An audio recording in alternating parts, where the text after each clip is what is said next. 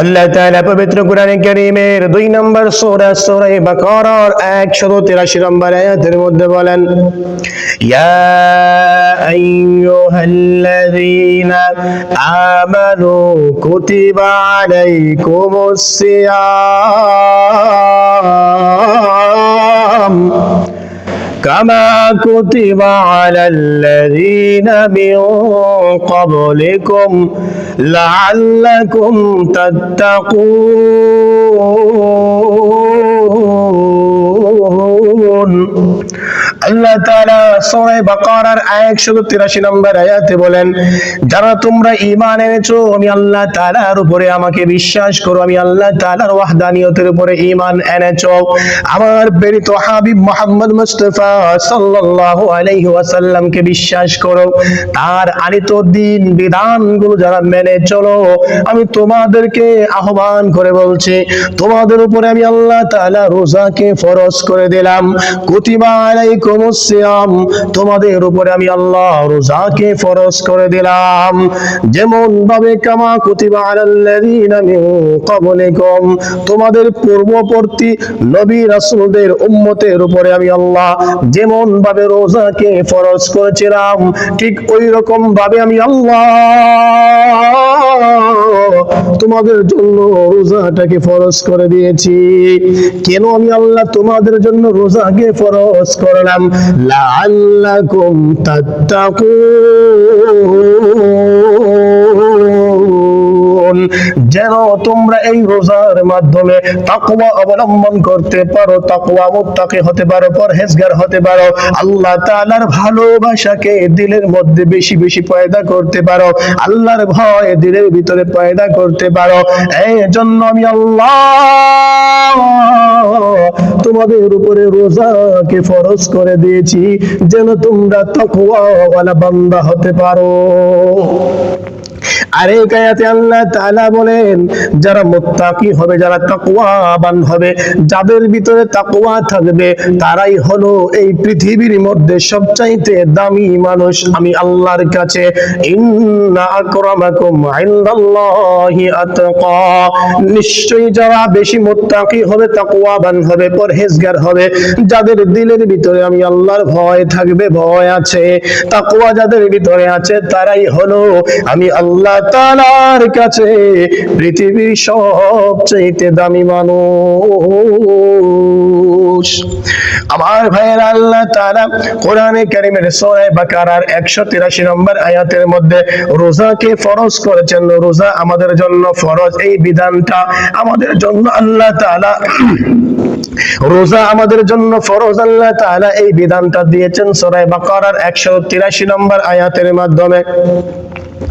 এই আয়াত সম্পর্কে বিস্তারিত আলোচনা করার আগে আসুন আমরা একটু অতীত থেকে ঘুরে আসি। রোজা আল্লাহ কিভাবে ফরজ করলেন, রোজা আল্লাহ তাআলা কেন ফরজ করলেন, কিভাবে ফরজ করলেন, এবং রোজা কত হিজরিতে ফরজ হয়েছিল। রাসূল সাল্লাল্লাহু আলাইহি ওয়াসাল্লাম মক্কি জীবন থেকে যখন মাদানী জীবনে চলে গেলেন, মক্কা থেকে হিজরত করে রাসূল আকরাম সাল্লাল্লাহু আলাইহি ওয়াসাল্লাম যখন হিজরত করে মদিনায় চলে গেলেন, যাওয়ার পরে দ্বিতীয় হিজরিতে শাওয়াল মাসে আল্লাহ তাআলা রমজান মাসের রোজাকে ফরজ করে দিয়েছিলেন। দ্বিতীয় হিজরির শাওয়াল মাসে আল্লাহ তাআলা রোজাকে ফরজ করেছেন। এর আগে মুসলমানদের জন্য রোজা ফরজ কোনো ইবাদত ছিল না, 30টা রোজাও ছিল না। মুসলমানরা এর আগে আশুরার রোজা পালন করতেন। স্বয়ং রাসূল সাল্লাল্লাহু আলাইহি ওয়াসাল্লাম মদিনায় যখন আসলেন, প্রথমবার যখন মদিনায় আসলেন হিজরতের আগে, মদিনায় আসার পরে মদিনার ইহুদিরা দেখলেন রোজা রাখে 10ই মুহররম। রাসূল সাল্লাল্লাহু আলাইহি ওয়াসাল্লাম ইহুদিদেরকে জিজ্ঞাসা করলেন, তোমরা কেন এই 10ই মুহররম রোজা রাখো?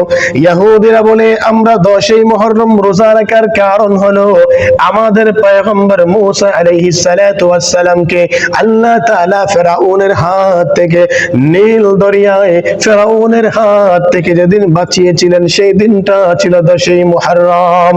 আর সেই দিনটাকে স্মরণ করে রাখার জন্য, সেই দিনটাকে আমাদের কাছে চিরস্মরণীয় করে রাখার জন্য মুসা আলাইহিস সালাতু ওয়াস সালামকে আল্লাহ তাআলা যে ফিরআউনের হাত থেকে বাঁচালেন, সেই শুকরিয়া আদায়ের জন্য আমরা প্রতি 10ই মুহররম রোজা পালন করি।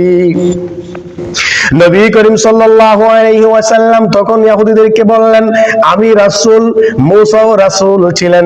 এই দৃষ্টিকোণ থেকে নাহনু আহাক্কু বিমুসা, আমরা হলাম মুসার বেশি হকদার, মুসার বেশি উত্তরাধিকারী, তাহলে আমিও রোজা রাখবো।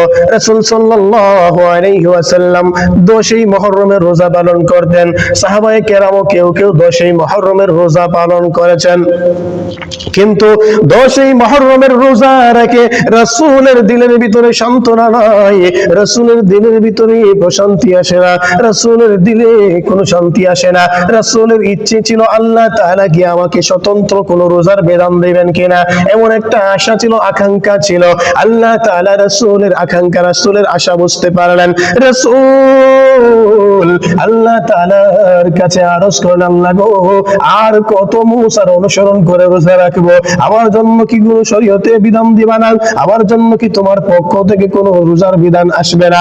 আল্লাহ তাআলা রাসূল সাল্লাল্লাহু আলাইহি ওয়াসাল্লামের মনকে প্রশান্ত করার জন্য, হৃদয়টাকে প্রশান্ত করার জন্য, শান্ত করার জন্য আল্লাহ তাআলা দ্বিতীয় হিজরির শাওয়াল মাসে রোজাকে ফরজ করে দিলেন। এই রোজার মাধ্যমে আল্লাহ তাআলা আমাদেরকে একটা বিষয়ের শিক্ষা দিতে চায়, লাআল্লাকুম তাত্তাকুন। এই রোজার মাধ্যমে তোমাদের ভিতরে আমি আল্লাহ আবার ভয় তৈরি করে দেব। তোমরা যারা রোজা রাখবা, তাহলে তোমার ভিতরে আমি আল্লাহ তাআলার ভয় তৈরি হবে, ভালোবাসা তৈরি হবে, আজমত এবং সম্মান তৈরি হবে।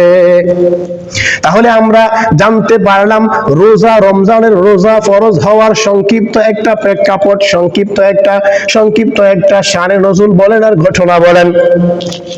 এবার আসুন আমরা কোরআনে কারীমের সূরা বাকারার 183 নম্বর আয়াতের মধ্যে একটু বিস্তারিত আলোচনা করি। আল্লাহ তাআলা এই আয়াত নাযিল করেছেন। এই আয়াতের মধ্যে মুফাসসিরিনে কেরামগণ 4টা অংশে আলোচনা করেন, 4টা অংশে ভাগ ভাগ করে তাফসীর করেন। প্রথমত অংশ হলো ইয়া আইয়ুহাল্লাযীনা আমানু, এটা হচ্ছে 1 নম্বর অংশ। 2 নম্বর হলো কুতিবা আলাইকুমুস সিয়াম, এটা হলো 2 নম্বর অংশ। কামা কুতিবা আলাল্লাযীনা মিন ক্বাবলিকুম, এটা হলো 3 নম্বর অংশ। লাআল্লাকুম তাত্তাকুন, এটা হচ্ছে এই আয়াতের 4 নম্বর অংশ। মুফাসসিরিনে কেরামগণ এই আয়াতটাকে 4টা অংশে ভাগ ভাগ করে আলোচনা করেন। 1 নম্বর অংশ আল্লাহ তাআলা মুমিনদেরকে সম্বোধন করেছেন। মুমিন কারা? যারা আল্লাহ তাআলার প্রতি বিশ্বাস স্থাপন করে, যারা আল্লাহ তাআলার প্রতি ঈমান আনে। ঈমানের অর্থ হলো 3টা, ঈমানের অর্থ হলো 3টা, ঈমানের সমষ্টি হলো 3টা। 1 নম্বর হলো তাসদীক বিল জানান, দিল দিয়ে বিশ্বাস করা আল্লাহ এক। 2 নম্বর হলো ইকরার বিল লিসান, জবান দিয়ে স্বীকৃতি দেওয়া আল্লাহ এক। 3 নম্বর হলো আমল বিল আরকান, নিজের জীবনে আমলের মাধ্যমে বাস্তবায়ন করার মাধ্যমে প্রকাশ করা, এটা হলো 3 নম্বর অর্থ। ঈমানের 3টা অর্থ আছে বা 3টা সমষ্টির বিষয়কে ঈমান বলা হয়। এই 3টা সমষ্টি যার ভিতরে থাকবে সে হলো পাক্কা ঈমান, পরিপূর্ণ ঈমান, পাক্কা মজবুত ঈমান ওয়ালা। আর 3টার কোনো একটাও যদি না থাকে তাহলে সে দুর্বল ঈমান ওয়ালা। তাহলে মুমিন কাকে বলে? মুমিন বলা হয় যার হৃদয়ের মধ্যে আল্লাহ আছে, তার জবানে আল্লাহ আছে, যার কাজ করবে আল্লাহ আছে, সেই হলো মুমিন। যার দিলের ভিতরে আল্লাহর ভয় আছে, যার জবানে আল্লাহর ভয় আছে, যার কাজ করবে আল্লাহ তাআলার ভয় আছে, সেই হলো প্রকৃত মুমিন। যার দিলের ভিতরে আল্লাহর রং আছে, যার জবানে আল্লাহর রং আছে, যার আমলে, যার প্রত্যেকটা কাজ করবে আল্লাহর রং আছে, সেই ব্যক্তি হলো প্রকৃত মুমিন। এজন্য জন্য আল্লাহ তাআলা এখানে ঈমানদারদেরকে সম্বোধন করে বলেছেন, কারণ যাদের ভিতরে এই তিনটা জিনিস আছে তারা যত কষ্ট সাধ্য হোক না কেন, যত বড় বড় বিধানই হোক না কেন, তারা স্বাচ্ছন্দ্যে আনন্দের সাথে আল্লাহর হুকুমটাকে পালন করবে। আল্লাহ তাআলা এই আয়াতের প্রথম অংশে ঈমানদারকে সম্বোধন করে আলোচনা করেছেন, ঈমানদারদেরকে আহ্বান করেছেন। তাহলে আমরা সংক্ষিপ্তভাবে মুমিনের পরিচয় জানতে পারলাম। তিনটা জিনিসের সমষ্টিকে বলা হয় ঈমান। এই ঈমান, এই তিনটা জিনিস যাদের ভিতরে থাকবে তারাই হবে পাক্কা মুমিন, প্রকৃত মুমিন। তাদেরকে সম্বোধন করে আল্লাহ তাআলা বলতেছেন, কুতিবা আলাইকুমুস সিয়াম, তোমাদের উপরে আমি আল্লাহ রোজাকে ফরজ করেছি। রোজাকে ফরজ করেছি, রোজা এটা একটা ফারসি শব্দ, আরবি হচ্ছে সিয়াম। সিয়াম আল্লাহ তাআলা আমাদের উপরে ফরজ করেছেন। সিয়াম আমাদের জন্য ফরজ করেছেন। এই সিয়াম আল্লাহ তাআলা ফরজ করেছেন। সিয়াম বলতে সাধনা মানে আল্লাহ তাআলার নৈকট্য লাভ করা, কোন একটা কষ্ট সাধ্যের মাধ্যমে, কোন পরিশ্রমের মাধ্যমে। রাসূল সাল্লাল্লাহু আলাইহি ওয়াসাল্লাম আনাস রাদিয়াল্লাহু তাআলা আনহু থেকে বর্ণিত হাদিস, কানজুল উম্মাল 24293 নম্বর হাদিস। এই হাদিসে রাসূল সাল্লাল্লাহু আলাইহি ওয়াসাল্লাম বলেন, রমাজানকে কেন রমাজান বলা হয়? লিআন্নাহু ইয়ারমিদুজ যুনুব। রমজানকে রমজান বলার কারণ হলো রমজান মানুষের জীবনের সমস্ত গুনাহগুলোকে জ্বালিয়ে পুড়িয়ে ছাই করে দেয়। রমজান, রোজা, সিয়াম এটা এমন একটা বিষয়, এমন একটা জিনিস যা যেই ব্যক্তি পালন করবে, এটা পালনের মাধ্যমে আল্লাহ তাআলা তার জীবনের সমস্ত পাপগুলোকে ধুয়ে মুছে পবিত্র করে দেবে। তাহলে আমরা বুঝতে পারলাম যে আল্লাহ তাআলা এই আয়াত কেন নাযিল করলেন, রোজার বিধান কেন দিলেন, কত হিজরিতে দিলেন, এবং এই আয়াতে আল্লাহ তাআলা কয়টা অংশে আলোচনা করলেন? 4টা অংশে আলোচনা করলেন। একটা অংশ হলো মুমিনদেরকে আল্লাহ সম্বোধন করলেন। 2 নম্বর অংশ আল্লাহ তাআলা বলতেছেন, তোমাদের জন্য আমি রোজাকে ফরজ করলাম। রোজা, রমজান, সিয়াম আল্লাহ আমাদের জন্য ফরজ করেছেন। সিয়ামকে যদি আমরা পালন করি তাহলে কি হবে? সিয়াম আমাদের জীবনের সমস্ত গুনাহগুলোকে জ্বালিয়ে পুড়িয়ে ছাই করে দেবে। এর পরের অংশে 3 নম্বর অংশে আল্লাহ তাআলা বলেন, কামা কুতিবা আলাল্লাযীনা মিন ক্বাবলিকুম, হে আমার উম্মতে মুহাম্মদী, হে আমার উম্মতে মুহাম্মদী, আমার রাসূলের সাহাবায়ে কেরাম, তোমরা ঘাবড়ে যেও না 30টা রোজা কেমনে রাখবা, ভয় পেও না 30টা রোজা তোমরা কেমনে রাখবা, কারণ আমি আল্লাহ তোমাদের অতীতে নবী রাসূলদের উম্মতদেরকে রোজার বিধান দিয়েছিলাম। তোমরা তো হলে শ্রেষ্ঠ জাতি, তোমরা তো হলে শ্রেষ্ঠ উম্মত, তোমরা তো দামি কিতাব পেয়েছো, দামি রাসূল পেয়েছো, দামি নবী পেয়েছো, দামি রাত পেয়েছো। তোমাদের এক একটা রাতের ইবাদত হাজার হাজার মাসের চাইতে উত্তম। তোমরা দামি, তোমরা শ্রেষ্ঠ। তাহলে অতীতের উম্মতেরা দুর্বল হয়ে, অতীতের উম্মতেরা তোমাদের থেকে কম দামি হয়ে, কম মূল্যবান হয়ে যদি রোজা পালন করতে পারে তাহলে তোমরাও পারবা। এই 3 নম্বর অংশটা নাযিল করে আল্লাহ তাআলা উম্মতে মুহাম্মদকে সান্ত্বনা দিলেন, সান্ত্বনা যে ভয় পাওয়ার কারণ নাই। এই রোজার বিধানটা শুধু তুমি এককভাবে পালন করতেছো তা না, তোমাকে শুধু একাই দিয়েছি তা না, বরং তোমাদের পূর্বে যত জাতি ছিল সমস্ত জাতিদেরকে আমি আল্লাহ এই রোজার বিধান দিয়েছিলাম, রোজাকে ফরজ করেছিলাম।